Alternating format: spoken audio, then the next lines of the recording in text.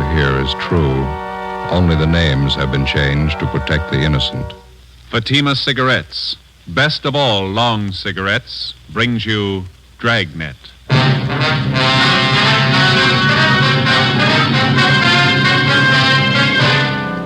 You're a detective sergeant. You're assigned a bunco detail. A gang of petty swindlers has set up operations in your city. They're experienced, cunning. They work fast. Your job, get 'em. You'll be amazed when you compare Fatima with other long cigarettes. You'll find they now cost the same. But in Fatima, the difference is quality. You see, Fatima is the quality king-size cigarette because it contains the finest Turkish and domestic tobaccos superbly blended. And Fatima is extra mild with a much different, much better flavor and aroma than any other long cigarette. Because of its quality, its extra mildness, its better flavor and aroma, Fatima has more than doubled its smokers coast to coast. So try comparing Fatima yourself. Fatimas now cost the same as other long cigarettes, but your first puff will tell you. Ah, that's different. Yes, in Fatima, the difference is quality. Ask your dealer for Fatima, the quality king-size cigarette. Best of all long cigarettes. Start enjoying Fatima tomorrow.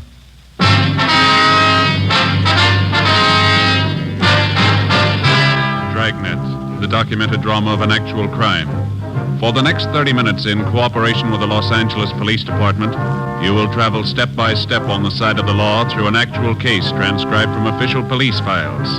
From beginning to end, from crime to punishment, Dragnet is the story of your police force in action. It was Tuesday, December 14th. It was cold in Los Angeles. We were working the day watch out of bunco detail. My partner's Ben Romero. The boss is Captain McCauley. My name's Friday. It was 10:35 a.m. when I got to room 38. Bunco detail. Joe? Yeah, Ben. Joe, this is Miss Bergstrom. You talked to her on the phone last night? Oh, yeah, sure. This is my partner, Sergeant Friday. How do you do? Glad to know you. Would you care to sit down? Thank you. I was downtown, so I thought it'd be just as easy for me to come in and see you. Did you bring those things with you, Miss Bergstrom? Here they are. Wristwatch, pen and pencil set. Mm-hmm. Sure make them look nice, don't they? On the outside, yeah. Let me take the back off the watch for you. There. You can see for yourself, Sergeant. It's junk, not worth 15 cents. Charged me $48 for that watch. Said it was wholesale. He wasn't making any profit on it. Told me he was doing it because he'd known Harry so well. Watch only ran for a day, then it stopped. How about the pen and pencil set, miss? This is bad.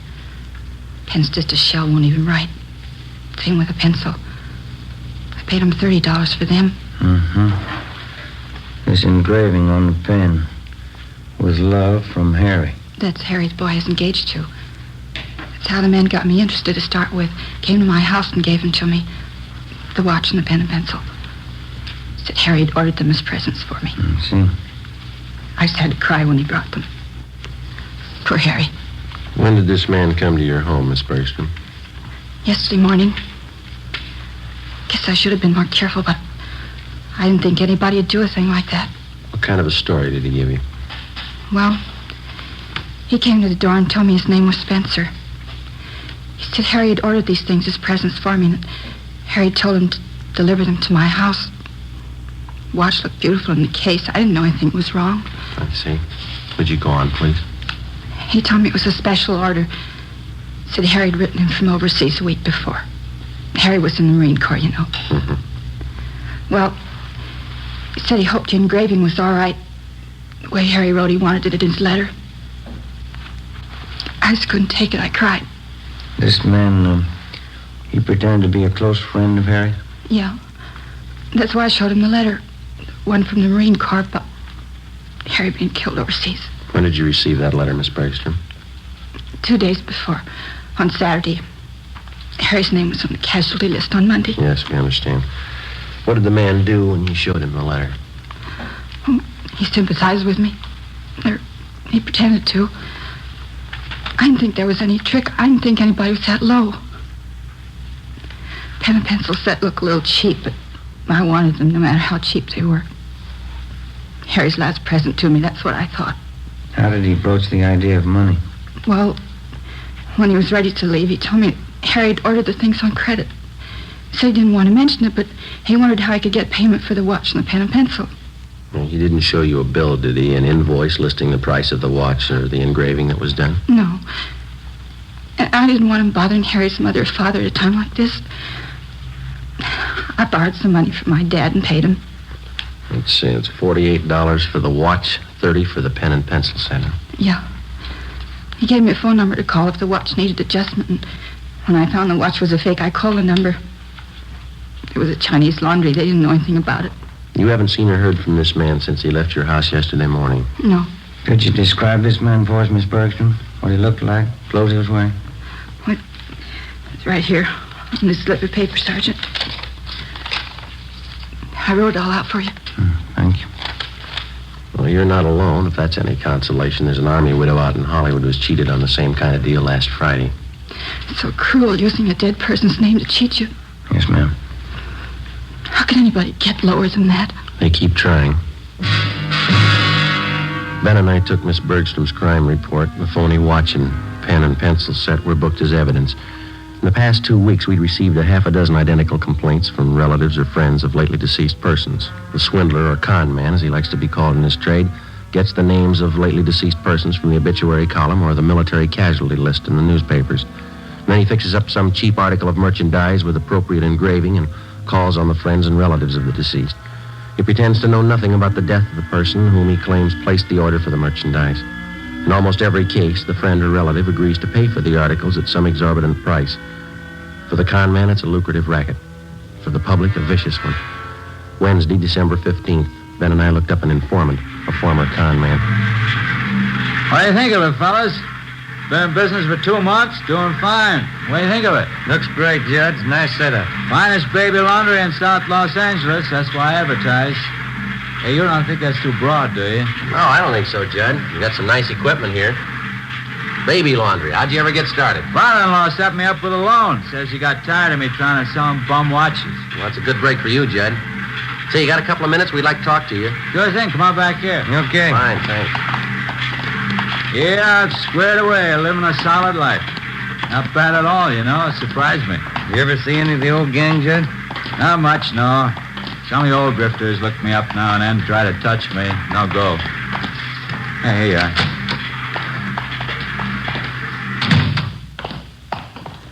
Pull one up. Yeah. Thank you. Okay, fellas, what can I do for you? Well, we'd like to know how close you got your ear to the ground, Judd. There's a gang of bunks in town. They're working hard. What pitch they using? They're working the obits, the casualty lists. Thought maybe you might be able to help us. I don't know. How long you been going? Last couple of weeks. Had half a dozen reports on them. That's one thing they never could tap me for. Obituary racket. Lousiest racket there is. Can you do anything for us? I heard one little rumble about it. 4 or 5 guys in the con mob. That right? We know that, Judd. Where can we look for them? Now, you know my position. When I quit the game, I quit. The only contacts I make are when some of you old boys come around for a touch. Well, how much have you heard about the gang? What I said, there's 4 or 5 of them out of the Middle West, I think. You got any idea at all where we could start looking? Well, I can start checking for you. You nailed any of them yet? We gotta find them before we can arrest them, Judd.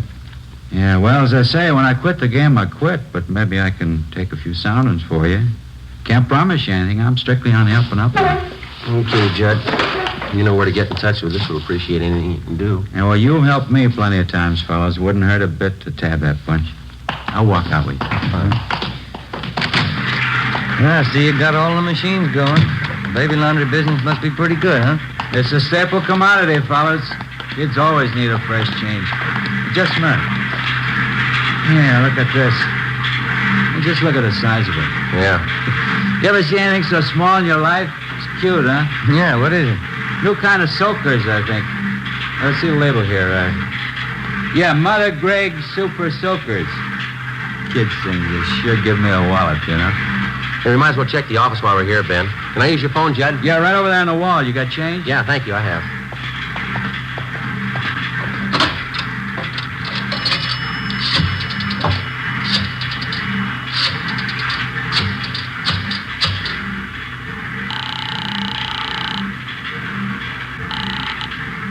City Hall. 2572. 2572. Bunko fugitive, Bryant. Joe Friday, Tom. Anything doing? Yeah, Joe. Think we might have a lead on those bunks working the obituary racket. What do you got? They reached a woman in Highland Park. Where are you? Baby laundry. Oh. Well, it's a Mrs. Westerly. Her daughter was killed in an auto accident. Last night they came around and sold the woman a watch her daughter was supposed to have ordered. Also a necklace and pen and pencil set. $250. Usual junk. Did you talk to this Mrs. Westerly? Yeah, we took the report. The man's description, his M.O., the rest all match up. What's the lead? She watched the man when he left her house. Yeah? He got in a taxi cab.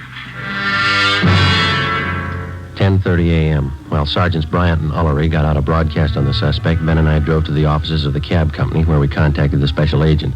He helped us check the way bills for the preceding night. On the way bill for cab 213, we found the trip listed.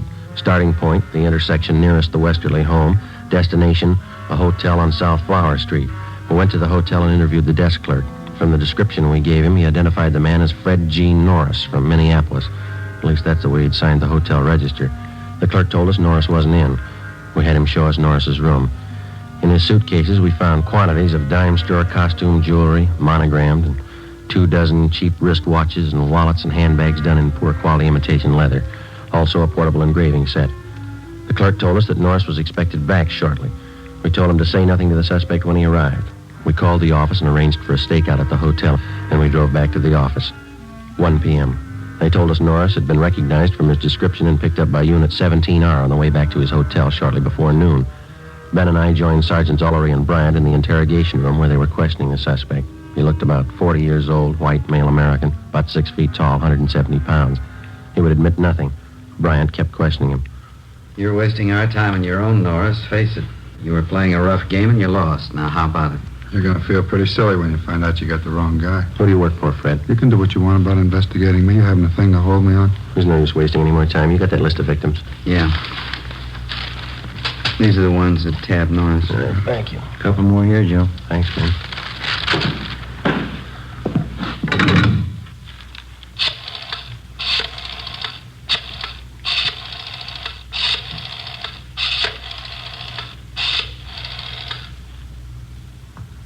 Hello, Miss Bergstrom there, please?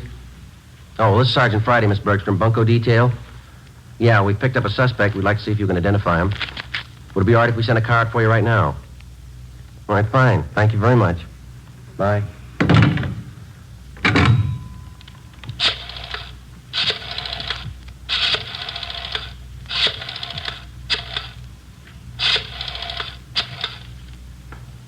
Look, I can't sit here all day. I have business to attend to. Quiet, Norris. He's on the phone. Hello, Miss Cronin there, please. This is Sergeant Friday calling, Miss Cronin. Bunko Detail? Yes, ma'am, that's right. I'm sorry to disturb you, but we have a suspect in custody down here. Yes, ma'am?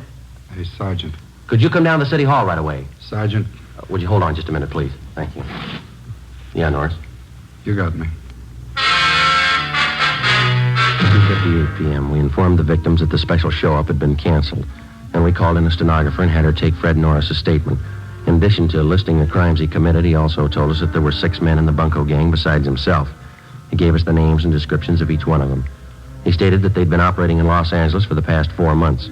Norris said that none of them had ever met the leader of their Bunko gang. The only contact they had with the leader was through one of the older gang members, a man by the name of Wesley Fisher. Before Norris was taken to Central Jail for booking, he gave us the address of the house where he had been living with the other gang members. Norris's information on the suspects was checked through R&I. We got one make, Wesley Fisher. He had one prior arrest 2 years before on a grand theft charge, but he'd been released for lack of evidence. 3:15 p.m., together with Sergeants Ullery and Bryant and 2 men from Metro Squad, we drove out to the address given us by Fred Norris. Turned out to be a neat-looking bungalow in the West Hollywood area. Well, let's go.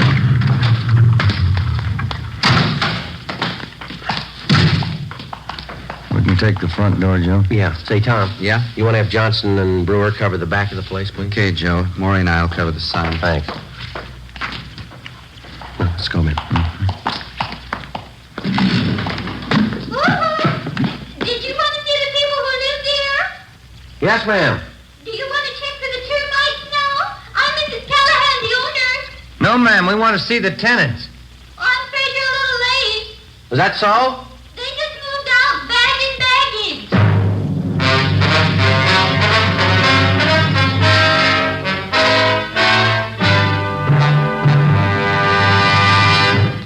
You are listening to Dragnet, authentic stories of your police force in action.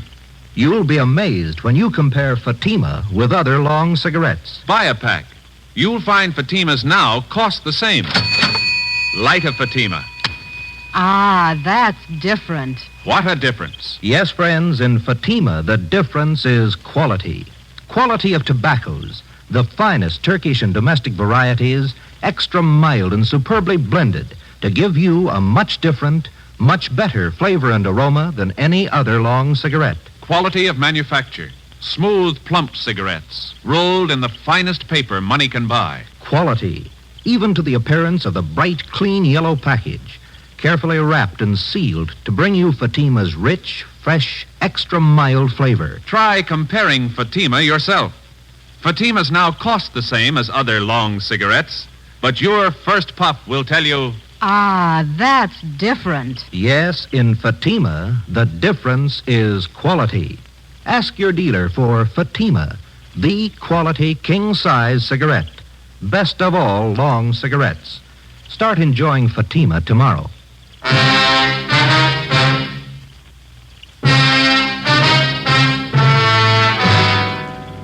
Wednesday, December 15th, 4 p.m. We made a thorough check of the house, which the 6 suspects had just vacated. We found nothing that would help us. We talked to the owner of the house where the suspects had been living.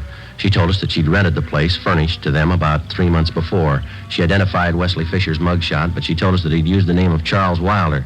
She also recognized each of the other gang members from the descriptions that Fred Norris had given us.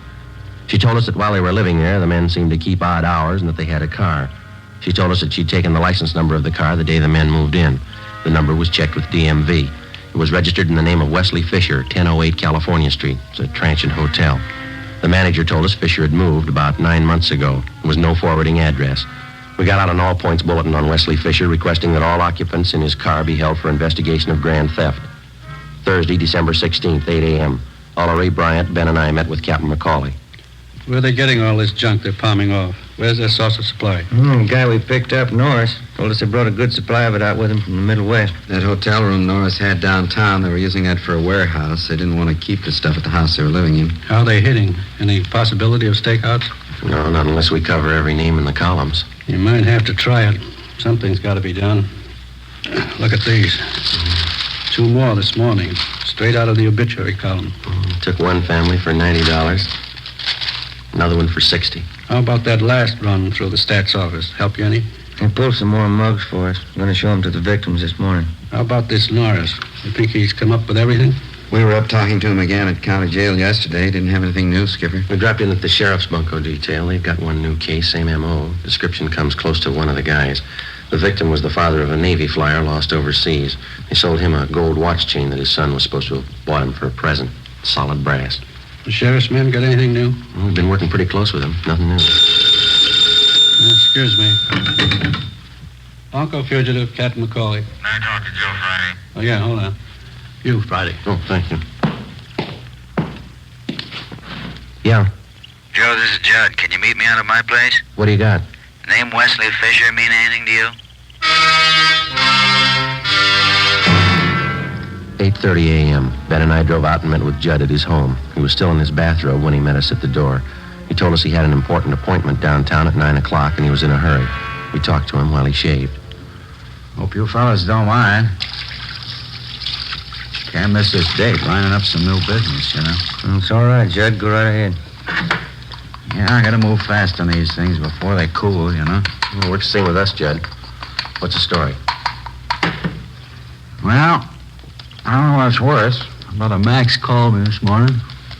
You remember my brother Max, don't you? No, I don't think so. He works the Pink Parrot Bar in South Main. When you were in to see me the other day about those grifters you want, I gave my brother a tumble on it. Told him keep an eye open. Hand me that towel, will you? Oh, yeah. Here you go. Thanks. They're all steamed up. What'd Max come up with? Well, he's night bartender at the Parrot, you know. Now, last night he spotted a couple of guys at the bar. Had some day-old newspapers. Uh-huh. They were sitting there with the papers turned to the obituary column, checking off names, writing down addresses. Max is pretty sharp that way. Spotted him right off. Lousy razor. Does Max know these two men he spotted? No, not by name, but he knew that one of them lived in the hotel next door to the bar. When the hotel night clerk came in for a beer, Max asked him about it. He tabbed one of the guys as Wesley Fisher. Did he have anything on the other man? No, the clerk told Max he doesn't live at the hotel, but He spends a lot of time there with Fisher. Had he seen Fisher and this other guy at the bar before? Yeah, Max says he's been in before. Got lashed up a couple times. Mm-hmm. Say, would it be okay to contact your brother at his home, Judd? We Sure. don't want to contact him at the bar. Yeah, sure thing. Get your address as soon as I'm finished here. he just moved. I see. I don't know. Hope I didn't get you guys out here for nothing. We appreciate it, Judd. Looks good. Seems to fit. That hotel down there, it's a hang-up for con man. Angles are all there. Let's hope Fisher is. 8:53 a.m. We arrived at the hotel on South Main Street. We checked with the desk clerk, who told us that Wesley Fisher had room 37. As far as he knew, Fisher was in his room. We got a pass key from the clerk and went up to room 37, where we found Fisher and another man. He identified himself as Raymond Breen, one of the gang members identified by Fred Norris.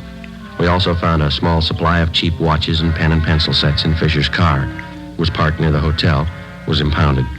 We took both suspects back to the city hall. We questioned them separately in the interrogation room. Breen was first, but he refused to answer our questions. He was taken back to the squad room, and Wesley Fisher was brought in. Sit down, Fisher. Thank you. Guess you know why you're here. No, I haven't the least idea. All right, then we'll show you. Do you know Fred Norris? Fred Norris. Name sounds a little familiar. Can't quite place it. Well, he places you pretty well. He says he worked with you and Breen up till a couple of days ago. That's so? Yeah. Says he lived with you in that bungalow out in West Hollywood. That's so. Norris, West Hollywood. When was that? 2 days ago, Fisher. Your landlady identified your mug. She even had the license number of your car. What's it prove, gentlemen? Proves you're lying.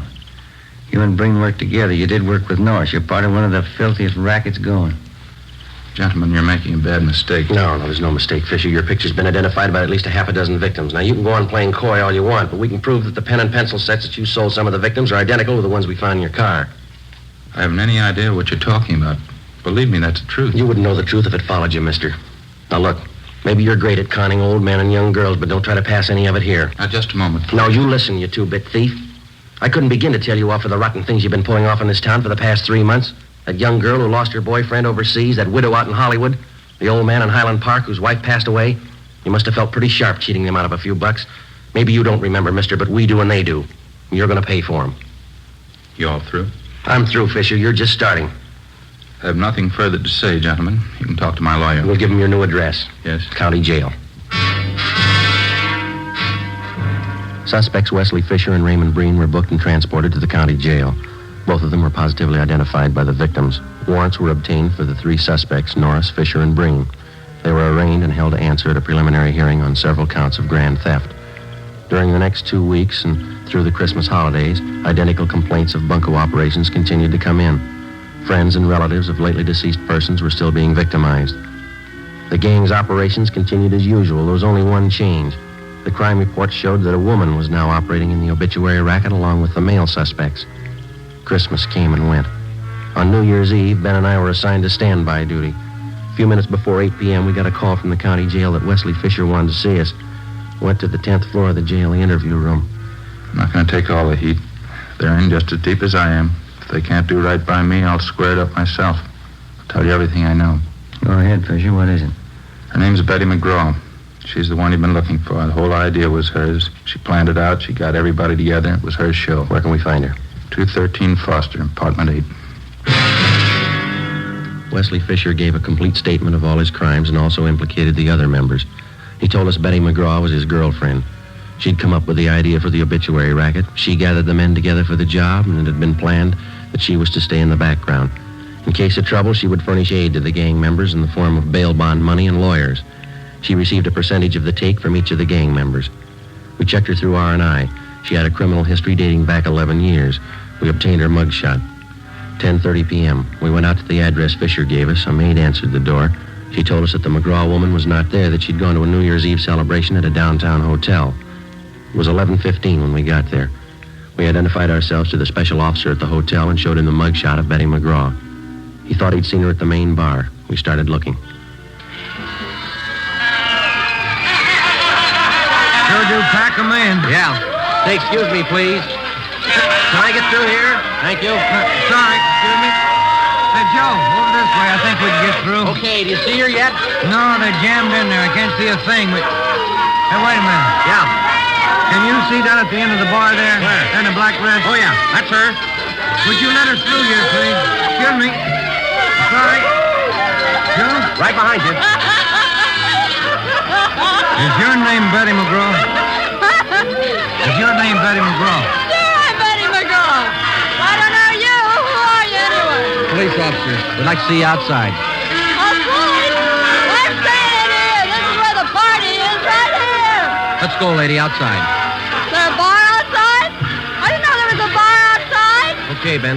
Come on, Lenny. I don't know you at all. I'm not going. I'm not going with you. There it is. Happy New Year! Happy New Year! No use trying to get through this. We'll have to wait. Yeah. Well, Happy New Year, Joe. Yeah, same to you. Maybe next year we'll have it off. I don't know why. I always cry when I hear that song. No reason, I just cry. Yeah? Every year, they play it and I cry. No reason at all. You got one this year, lady. Come on.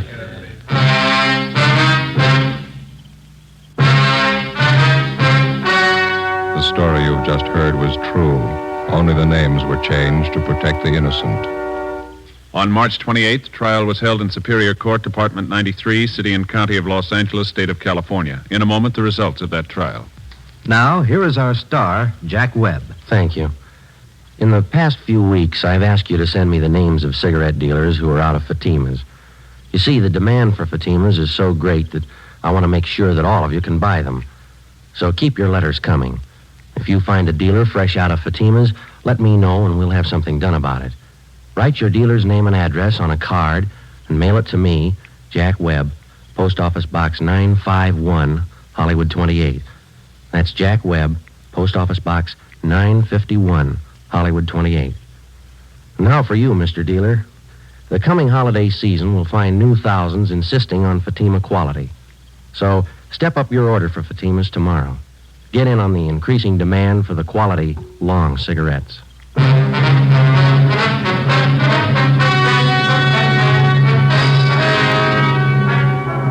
The remaining members of the Bunko gang were apprehended and brought to trial.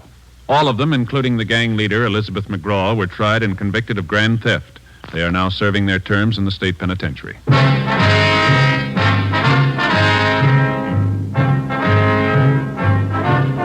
You have just heard Dragnet, a series of authentic cases from official files. Technical advice comes from the Office of Chief of Police W.H. Parker, Los Angeles Police Department.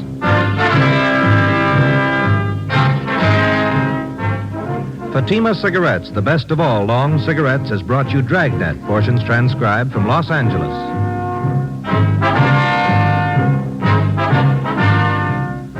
Coming up, We the People, then Screen Directors Playhouse on NBC.